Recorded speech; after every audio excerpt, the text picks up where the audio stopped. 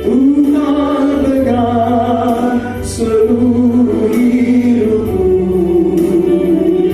ku berserah, ku berserah. Tuhan, Tuhan baik bagiku. Mari berserah padanya. Ku berserah, ku berserah. Tuhan pegang seluruh hidupku. Ku berserah, ku berserah. Tuhan, Tuhan baik bagiku.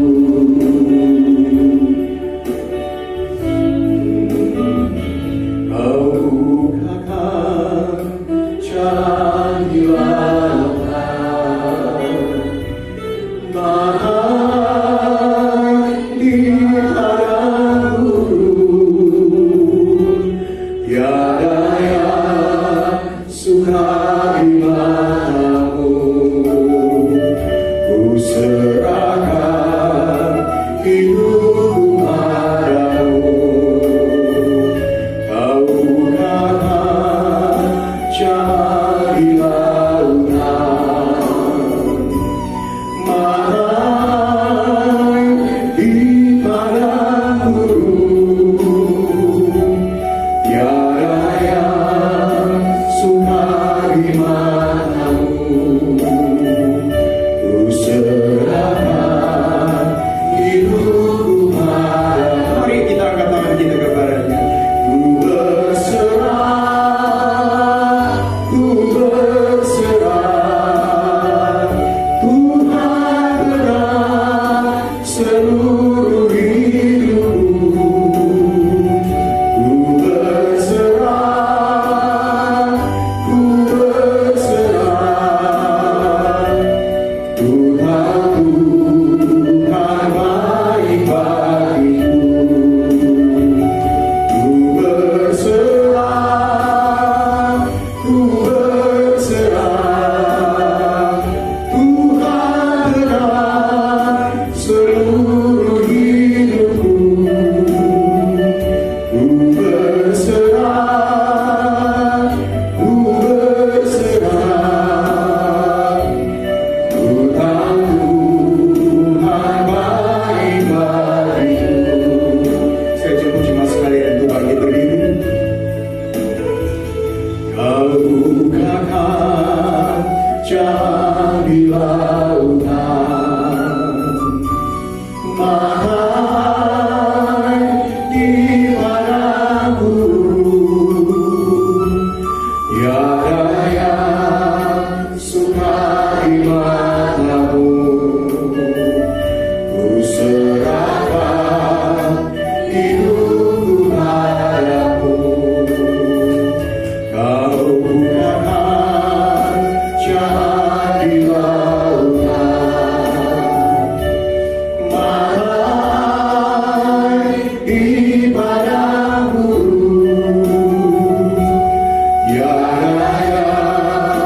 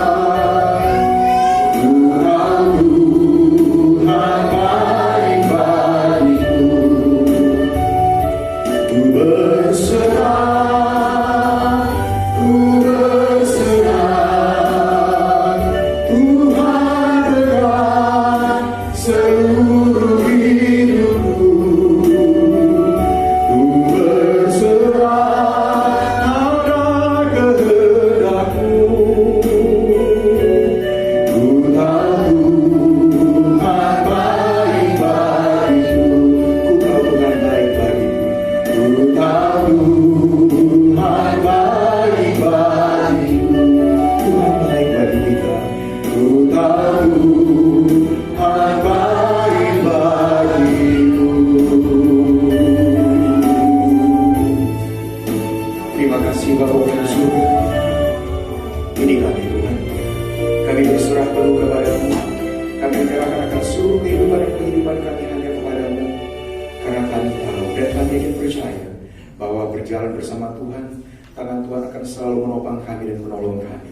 Terima kasih Bapa di surga. Saat ini kami akan mendengarkan akan kebenaran firman-Mu. Mari Bapa Engkau sertaikan urapi kami. Engkau pimpin kami. Roh yang kudus Engkau curahkan atas kami semua, sehingga kami semua boleh dimampukan untuk memahami dengan baik akan maksud Tuhan lewat kebenaran firman akan kami dengarkan. Kami juga berdoa untuk hamba yang membentangkan firman-Mu.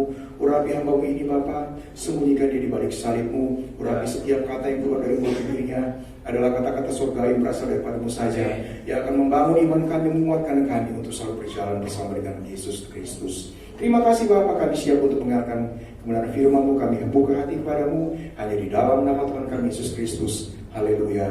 Amin. Silakan duduk. Baik Bapak Ibu, kita akan merenungkan kebenaran firman Tuhan. Mari langsung kita buka di dalam Matius 7 ayat 17 sampai ayatnya yang ke-18. Sesuai dengan tema kita, karakter buruk merusak jati diri.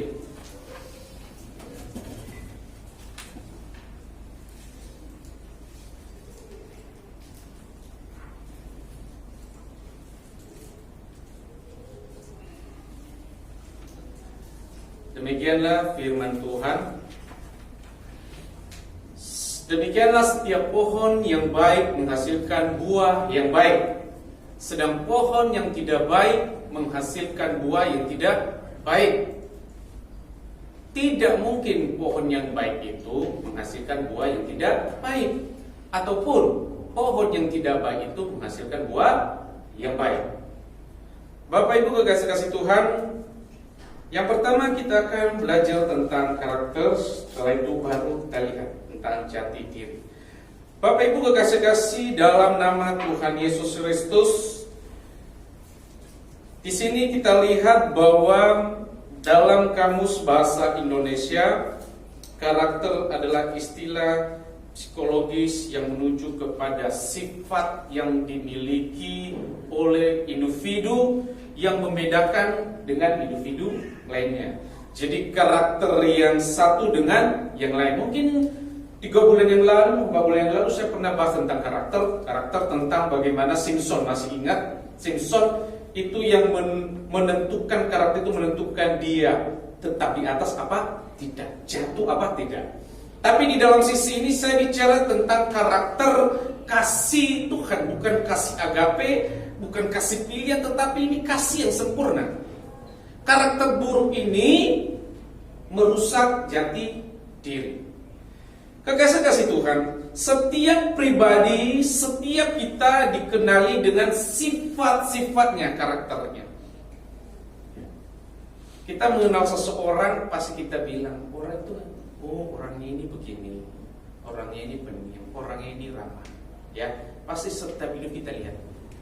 Jadi di sini kebiasaan-kebiasaan hal ini, ya, orang kalau kita contohnya bergaul seperti yang dikatakan firman, kita bergaul dengan orang yang hidupnya benar, kita bergaul kepada orang yang memang orangnya baik, orang yang gak neko-neko, orangnya segala macam melakukan kehendak Tuhan, maka di lingkungan itu juga kita akan melakukan hal yang sama. Kalau kita bergaul dengan orang-orang yang memang kehidupannya di luar kehidupan Tuhan, maka kehidupan kita selama makin lama akan menuju ke sana. Jadi satu hal di dalam kehidupan kita sehari-hari, kita bisa mengenali itu, karakter itu yang dulu pernah katakan ada 3 unsur. Unsurnya yang pertama adalah unsur di dalam keluarga ketika kita lahir. Maka disitulah timbul kita lihat bagaimana intelektual seseorang tersebut, emosional itu. Kadang-kadang kalau orang tua kita emosional, kadang-kadang kalau, oh kamu ngikut papamu ya, kamu itu kok begini, ikut pemarah, papamu pemarah, kamu ikut, gitu, biasanya gitu. Turunan. Kalau dia katakan penyakit-penyakit turunan itu kayak penyakit diabetes ya, oh itu penyakit turunan, oh, itu turunan itu, nanti kalau ada pas turunan itu, ya. Jadi kalau di sini dikatakan juga ada turunan, dikatakan di sini unsur itu adalah unsur-unsur melalui proses kelahiran. Yang kedua unsur-unsur lingkungan. Lingkungan ini mempunyai pengaruh di dalam kehidupan kita, karakter kita. Dan yang ketiga ini adalah unsur kebiasaan. Kebiasaan ini hari-hari setiap apa yang kita lakukan, setiap apa pergaulan di mana kita berada, itu kebiasaan-kebiasaan itu membentuk karakter kita. Pengaruh-pengaruh di lingkungan sekitar. Jadi Bapak Ibu, di dalam hal ini dikatakan demikianlah setiap pohon yang baik menghasilkan buah yang baik, sedang pohon yang tidak baik menghasilkan buah yang tidak baik. Bapak Ibu, kalau saya kasih contoh itu pemain sepak bola, ada sering nonton senang bola, kalau saya senang bola. Kalau saya nonton bola, itu seru. Apalagi kalau saya pegang klub ini. Kalau sudah dekat ke gawang, ditendang, tidak gol. Ayo, gol, kita sudah bilang gol, padahal nggak gol. Baru bilang gol, beneran. Waduh, coba ini digini lo, coba digini lo, digini gol itu. Aku pintar memotor. Coba dia masuk ke dalam, dia lakukan gitu. Waduh, apa sih ya? Apa sih? Oper lo itu, oper sih. Gitu kan biasanya gitu. Alah. Ini egois ini nggak mau itu ada tadi itu malah kecewa banget, benar nggak? Coba nonton bola, emosinya keluar semua. Ya. Apalagi kalau udah kalah udah 1-0, sudah mulai wes. Oh sih jangan bisa mau istri mau ini wes itu. Selanjutnya kita lihat, Bapak Ibu sering menonton film drama Korea, itu dari pagi sampai pagi bisa nonton. Kenapa kita mau nonton film itu sampai pagi pun? Karena pasti ada figur yang kita contoh di situ. Ada figur yang kita sukai. Waduh. Figur yang kita sukai itu sekalipun dia berbuat salah, sekalipun melakukan hal yang salah, itu kita anggap biasa. Malah kita membela. Coba kalau kita ada figur seorang kita bela. Sekalipun dia salah, oh enggak, benar ini pasti ini. Wapik loh itu film itu. Udah, aslinya enggak mono kok. Pasti gitu. Dibela mati-matian. Nah di sini apa? Melalui hal-hal tersebut, apa yang kita lihat itu Bapak Ibu, secara umum kita lihat itulah yang lama-lama kita mengikuti. Pernah lihat film di Indosiar? Setiap sore istri-istri yang tersolimi. Pernah? Istri-istri tersolimi Indosiar itu. Bapak Ibu kalau sudah mulai itu, sudah bahagia pertama dari gak punya apa, istri pamit keluar, suami sudah ada selingkuh, mulai menikah dengan lain, dibawalah itu ke rumah, disakitilah istri asli, lalu kita begini. Nah, itu ya foto itu, bener gak? Kita emosi loh lihat itu. Dan apalagi kalau istrinya sudah disakiti, siap-siap aja ambil tisu. Sakmore. Bener gak? Sakmore. Lu gak? Kamu yang tersakiti, karena istri-istri yang tersolimi, ya. Ada lagi asap. Banyak orang yang senang suka film itu, senang banget. Bisa-bisa Bapak Ibu drakor dalam film itu dari pagi itu belum makan, makan, selesai. Bos jamu pada dari pagi selesai sampai selesai. Nah Bapak Ibu, tapi lama kelamaan lihat di sekitarnya, orang jatuh, anaknya jatuh, kapok kan. Bisa ngomong toh? Nah, lihat film itu bisa nangis loh. Bisa pernah lihat film India? Hai caya gitu. Ada film, pernah lihat film yang gini loh, kucu otahe. Itu dulu masanya itu bisa nangis loh orang nontonnya. Benar nggak? Sedih banget. Ketika mereka waktu masih kuliah dipisah, lalu menikah, cewek ini senang, tapi ketika sudah ketemu, berkem anaknya sekolah, ketemu perempuan ini mau menikah, baru timbul Sedih banget, benar. Kalau dulu pernah itu saya nonton, pernah saya ingat itu saya sempat nangis juga Bapak. Sedih filmnya. Untung saya nggak dibuang goyang-goyang begitu. Tapi di sini dalam figur itu sarukannya untuk buat itu luar biasa. Coba kalau main figur itu satu, dia salah, saya fans banget, saya akan bela. Tapi figur yang sempurna ada figurnya Allah. Itu wajib kita bela. Figur seperti itu saja kita mau membelanya mati-matian. Apalagi Allah kita yang sempurna. Itulah kasih yang sempurna. Milikilah karakter seperti karakter Allah. Kalau di samping kita aja merasa sedih, kita nggak terbawa, ayo sedih-sedih pulang-pulang nonton film, tiba-tiba usap-usap air mata opo. Aku pernah melihat benar, ini serius. Saya lihat dengan mata kepala sendiri, mata sama kepala ya, jadi gini, lagi nonton itu loh. Saya lihat terus, saya perhatikan, wamil-wamil dewe loh, benar. Karena film Indonesia, saya lihat tuh film Indonesia. Terus temannya datang, iya loh, punci orang ini, punci nemen, iku loh. Lalu aku bilang, ya Tuhan, kok sampai gitu ya, benar. Nah ketika disakiti, bisa nangis. Saya lihat sendiri. Bila perlu saya berikan tisu. Bapak Ibu, begitu aja kita bisa terbawa. Apalagi di sekitar lingkungan kita.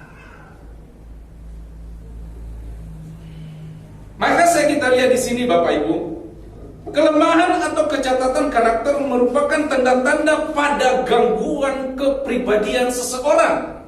Yang pertama, apa? Paranoid. Paranoid ini adalah pola yang tidak mudah sekali. Ini orangnya tidak mudah untuk percaya kepada orang lain. Ketika dia sekali sudah dibuat, disalahkan, sudah dikecewakan, maka orang lain pun yang tidak tahu apa-apa, dia nggak akan percaya, mudah percaya. Inilah kecacatan, kelemahan karakter itu.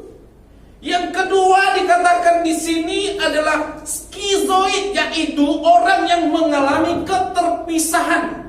Keterpisahan ini artinya secara sosial, secara emosi. Jadi Bapak Ibu, gangguan ini di mana orang yang memilikinya bersifat selalu menjauhkan diri dari orang lain. Dia selalu menjauhkan diri dari orang lain dan mempunyai pemikiran di sini eksentrik. Eksentrik di sini adalah orang dengan gangguan kepribadian yang cenderung orang ini tertutup. Ya, tertutup. Ini tanggal berapa, Bu Andi? 29. Oh, 26. Oh, tanggal 29 ya. Katanya tanggal 29 harus pakai masker. Kalau enggak ditilang dia apa? Di harus pakai masker. Iya, Pak Andi. Ya, sepertinya. Jadi saya tadi tanya udah bisa, katanya nggak apa-apa kalau pembicara itu nggak apa-apa. Tapi kalau jemaat harus pakai masker. Soalnya itu aja pembicaraan nggak apa-apa. Ya oke. Selanjutnya Bapak Ibu, di sini yang ketiga skizopital. Ya, jadi orang yang biasanya mengalami gangguan pemikiran, pikirannya, ya, sikapnya, perbuatannya yang menyimpang dan dianggap suatu hal yang sungguh aneh dalam dirinya. Ya, misalnya ini seorang laki-laki memakai anting, gitu. Seorang laki-laki yang rambutnya panjang, kan dianggap aneh. Perempuan pakai anting-anting, seperti hal seperti itu. Dan inilah kelemahan dari kecacatan itu karakter tersebut. Ada beberapa hal di sini Bapak Ibu. Orang ada yang antisosial. Antisosial maksudnya di sini adalah orang ini yang tidak peduli kepada orang lain. Lu mau apa? Lu mau mati? Lu mau nabrak? Lu mau apa? Nggak peduli, wes. Urusanmu dewe. Kon dewe, aku dewe. Itu. Nggak peduli orang lain. Nggak peduli sekitar. Kamu. Aku wes, nggak apa-apa. Wong aku nggak minta makan sama kamu kok. Nggak peduli di sekitarnya. Plus itu. Itu orang antisosial. Dan ini juga adalah kecatatan kelemahan karakter. Dikatakan selanjutnya orang ini ada borderline. Borderline ini Bapak Ibu biasanya ditandai dengan ketidakstabilan hubungan, gambar diri, suasana hati. Suasana hati. Jadi Bapak Ibu, maka di sini ketika kita melihat suasana hati, gambar diri kita, merasakan ini, maka kita harus menyadari, sadarilah bahwa impulsif itu kita ini ada masalahnya, maka kita harus berubah. Ya. Ketika kita tahu, mari kita ambil langkah untuk membangunnya kembali. Harus secepatnya mengubah hal itu. Dan seterusnya masih banyak.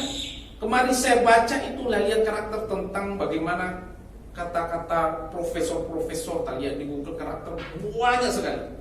Ya. Tapi yang saya biasa ini adalah karakter kekristenan. Karakter kekristenan itu mari kita lihat Bapak Ibu. Ya. Di dalam 1 Korintus, pernah bahas ini, 1 Korintus 13 ayatnya yang keempat sampai pada ayatnya yang ke-7. Kasih itu sabar, kasih itu murah hati, ia tidak cemburu, ia tidak sombong, ia tidak membanggakan diri, ia tidak membanggakan diri dan tidak sombong. Ia tidak melakukan yang tidak sopan dan tidak mencari keuntungan diri sendiri. Ia tidak pemarah dan tidak menyimpan kesalahan orang lain. Hal ini yang sering terjadi dalam kehidupan kita. Kita menyimpan kesalahan orang lain, pendendam. Ia tidak bersukacita karena ketidakadilan. Orang senang kalau orang itu lagi punya masalah, apalagi sudah tidak cocok sama orang itu. Ketika punya masalah, maka syukurin. Tetapi ia bersukacita karena kebenaran. Ia menutupi segala sesuatu, percaya segala sesuatu, mengharapkan segala sesuatu, sabar menanggung segala sesuatu. Ya. Jadi kita akan menjadi karakter yang saleh kalau Allah di dalam kehidupan kita. Karena kasih yang sempurna itu ada di dalam diri Allah sendiri. Amin. Kita pasti punya figur-figur yang mungkin kita sangat sukai. Tapi lebih dari itu kita bisa membela, apalagi dengan Tuhan. Bapak Ibu kekasih-kasih Tuhan, siapa orang yang kita kagumi mempengaruhi hidup kita. Kalau kita mengagumi orang tersebut, itu juga akan mempengaruhi hidup kita. Bisa jadi kualitas umum yang kita kagumi tersebut adalah karakter-karakter atau sifat-sifat yang ada padanya. Jadi karakter sifat-sifat yang ada pada orang yang kita kagumi itu bisa-bisa itu yang juga melekat di dalam diri kita. Ya. Mari kita lihat karakter Kristen yang disebutkan dalam Alkitab ini. Yang pertama, kita lihat Bapak Ibu, adanya integritas. Ya. Di dalam 1 Titus 7 ayat 9.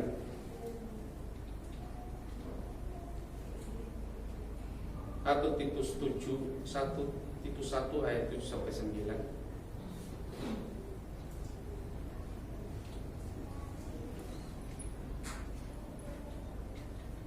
Baik, di sini dikatakan Bapak Ibu bahwa di dalam Titus ini ya pertanyaan muncul di sini sangat sulit sekali Bapak Ibu.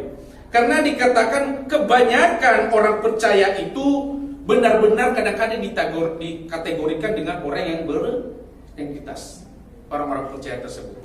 Sering yang kita temukan adalah orang percaya yang integritasnya polesan atau tempelan. Maksudnya di sini polesan atau tempelan tersebut adalah karena kenyataannya kebanyakan orang percaya kelihatan sebagai orang percaya hanya pada waktu ibadah saja. Tetapi di luar ibadah tidak demikian. Jadi itu hanya suatu tempelan atau polesan saja, sesaat saja. Lalu Bapak Ibu, yang kedua adanya kerendahan hati.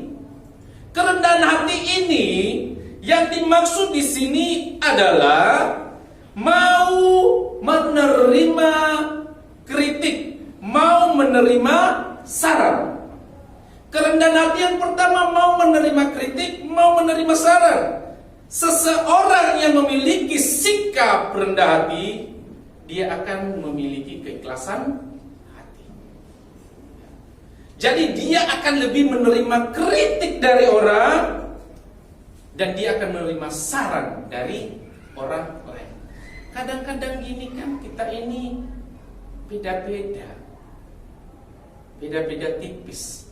Kalau Bu Yeni katakan, Pak Ibu nggak datang sih Kamis kemarin, itu imannya beda-beda tipis, bagus itu. Ya. Antara siapa? Daud dan siapa Bu Yeni? Daud dan Yudas. Pelajarannya bagus. Jadi Bapak Ibu begini, kita lihat kadang-kadang orang ini mau menerima, nggak mau, kadang-kadang kalau orang rendah hati ini mau menerima kritik dan saran. Itu yang dikatakan karakter Kristen. Kadang-kadang kita ini kan tidak mau menerima kritikan dari orang. Padahal sebenarnya kritikan itu adalah kalau kritikannya membangun. Kalau orang disanjung terus, tiba-tiba sudah naik di atas, sekali ambruk karena sudah enak dengan disanjung terus, jatuh, terletak, sudah jatuh tertimpa tangga. Jadi nggak bangkit-bangkit, perlu pertolongan orang mengangkat tangganya. Itu kalau sudah disanjung terus. Tapi memang perlu kita butuh saran, kita perlu dikritik. Tapi asalkan kritiknya juga itu membangun. Ada orang mengkritik, karena memang dia nggak suka kepada orang tersebut, beda lagi. Selalu apa yang dilakukan orang itu selalu sering dikritik terus, karena memang dia pada awalnya tidak senang, tidak ada rasa suka kepada orang tersebut. Yang kedua, dikatakan kita harus mengetahui kapasitas diri kita. Pendengar yang baik, terus berjalan, berani meminta maaf. Orang percaya itu kalau di dalam pelayanan, Bapak Ibu, pasti itu cekcok itu banyak. Mungkin jemaahnya di luar itu mungkin main aja di dalam pelayanan, tapi sebenarnya tantangan itu malah justru di dalam pelayanan.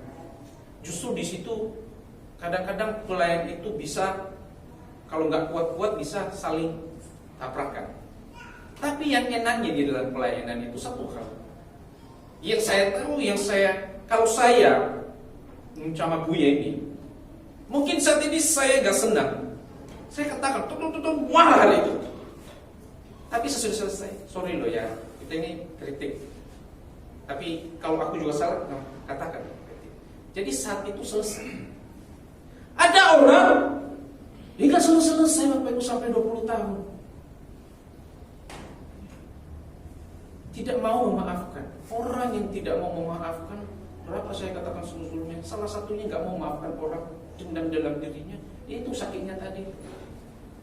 Makanya kebanyakan kan memang bukan apa ya, perempuan itu memang banyak enggak, kebanyakan itu tidak mau memaafkan. Kalau udah sakit hatiku, gitu, maaf kok dipikir, sakit hatiku, nggak sanggup aku, drama Korea keluar kafe, Chris terzolim, enggak.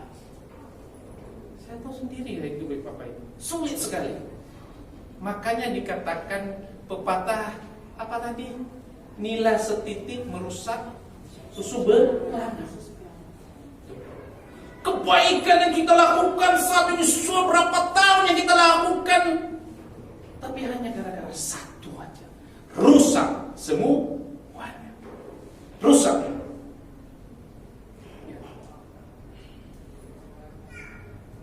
Kadang-kadang makanya dibilang ya, dikatakan ini. Survei juga gitu, saya lagi baca-baca nih. Kenapa ya? Apakah memang dari sananya? Kenapa perempuan itu memang kebanyakan memang kena penyakit kanker? Oh iya, laki kan jarang. Ya karena memang kebanyakan itu banyak yang kemarin saya bahkan sebenarnya enak perempuan itu dia mengeluarkan. Tapi ketika dia mengeluarkan itu masih nempel, susah melepasnya. Mungkin saat itu dia mengekspresikan keluar semua. Tapi saat itu, karena saya tahu sendiri, saya lihat sendiri. Jadi, kayak gini, doa tuh gini, Tuhan, Tuhan, aku mengampuni sakit hati. Beslah Tuhan, ubahkan hatiku, aku mau Tuhan mengampuni. Saya ampuni dia Tuhan. Diampuni. Amin. Tunggu paling sajaman. Subhanallah. Ada begitu. Mungkin kesentuh apa aja, diingat. Katanya doa sudah mengampuni. Tapi berat. Ya apa sih? Doa dibilang tadi sudah, tapi berat. Itu yang membuat sakit, benar. Itu yang berat. Memang sulit Bapak Ibu.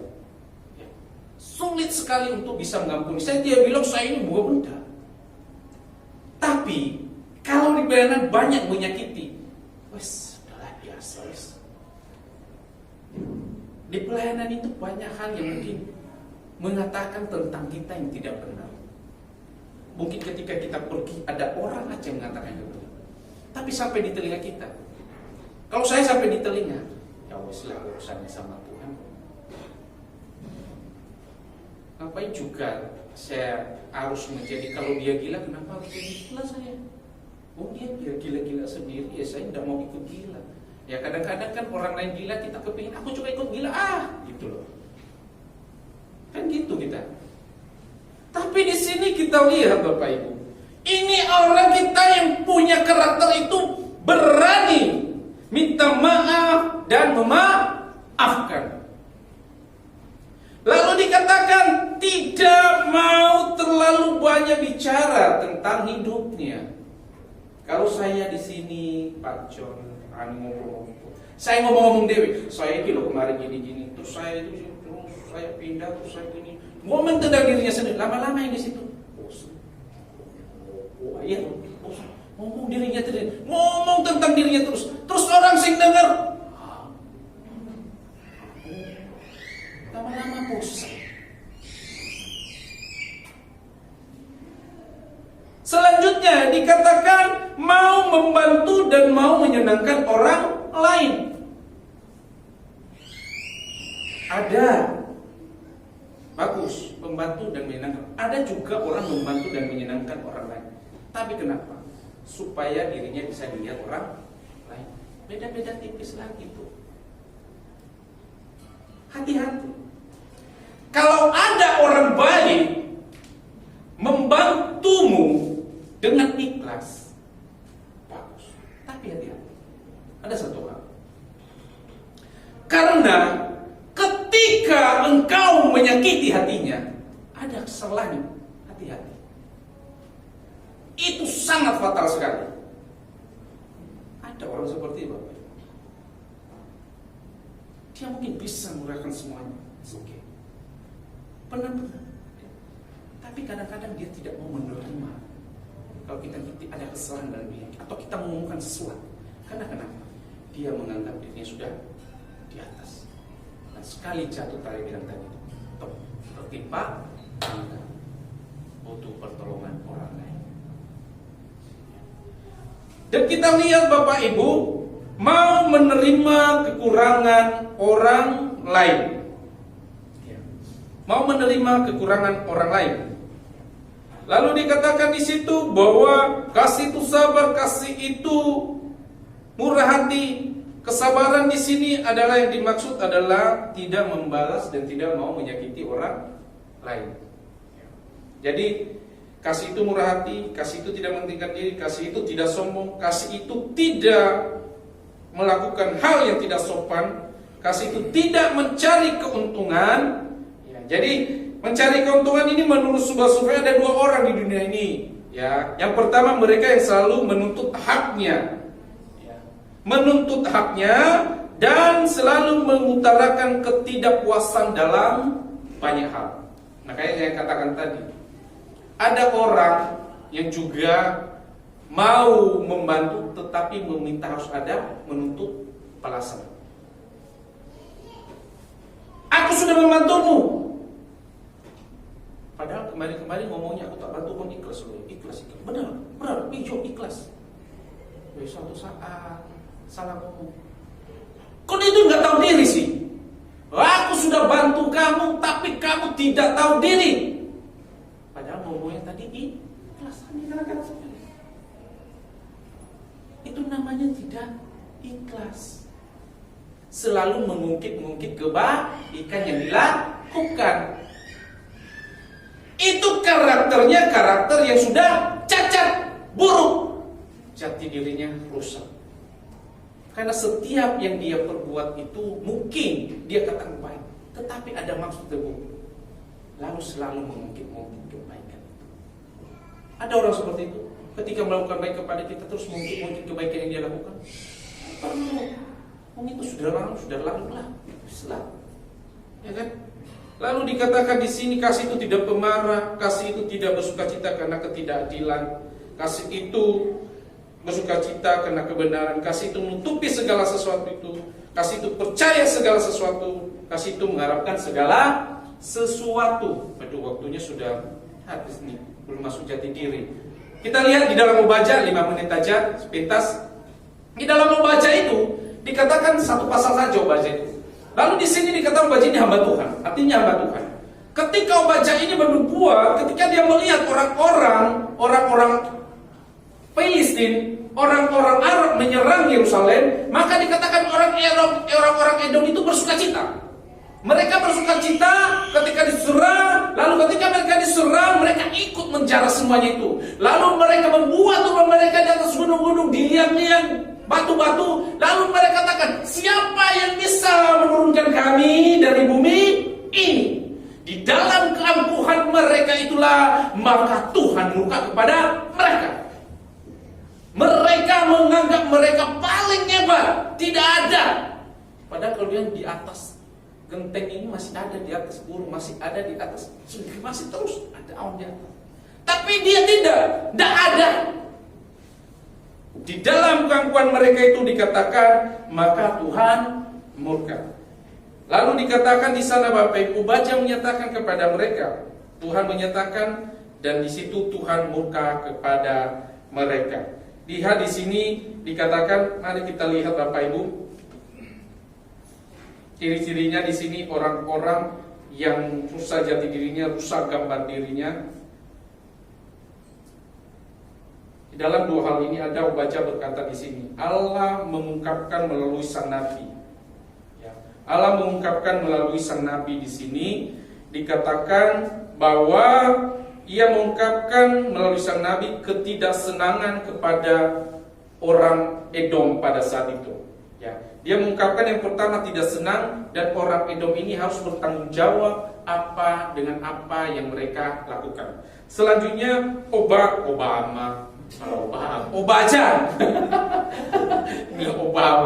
Obaja ini ya mengingatkan bahwa kesombongan merupakan dosa yang dibenci oleh Allah. Maka kita lihat ciri-ciri orang yang gambar dirinya bermasalah. Yang pertama, orang ini takut sekali untuk gagal. Yang kedua, orang ini takut ditolak. Jadi orang yang takut ditolak ini orang yang merasa dirinya down, orang merasa dirinya Oh, nggak bisa orang merasa dirinya hina. Sehingga dikatakan di sini ketika dia ditolak oleh orang atau kelompok apapun di mana dia berada, karena pemikirannya ini sudah terganggu, maka seorang yang gambar dirinya bermasalah ini bersedia melakukan apa saja agar dirinya ini diterima oleh orang lain. Ini orang yang takut ditolak. Jadi dia mau melakukan apapun itu supaya orang di sekitarnya itu mau menerima dia. Mau itu dia mau hancur, mau dia itu apapun itu, yang penting aku diterima. Itu orang takut untuk ditolak. Ini yang sudah rusak gambar dirinya. Yang ketiga, suka mencela, suka mengkritik. Ini mengkritik yang benar, yang membangun tidak apa-apa. Selanjutnya dikatakan haus akan pujian. Kalau orang-orang ini membutuhkan pengakuan terus-menerus dari orang lain, minta dipuji terus. Jadi ini dia haus akan pujian. Ketika dia tidak dipuji, maka yang merasa ditolak. Jadi terus punya puji aja, maka dia merasa nyaman di situ. Selanjutnya dikatakan orang ini malu yang berlebihan atau percaya diri yang berlebihan. Jadi ini hanya sepintas saja waktu, karena waktunya sudah selesai.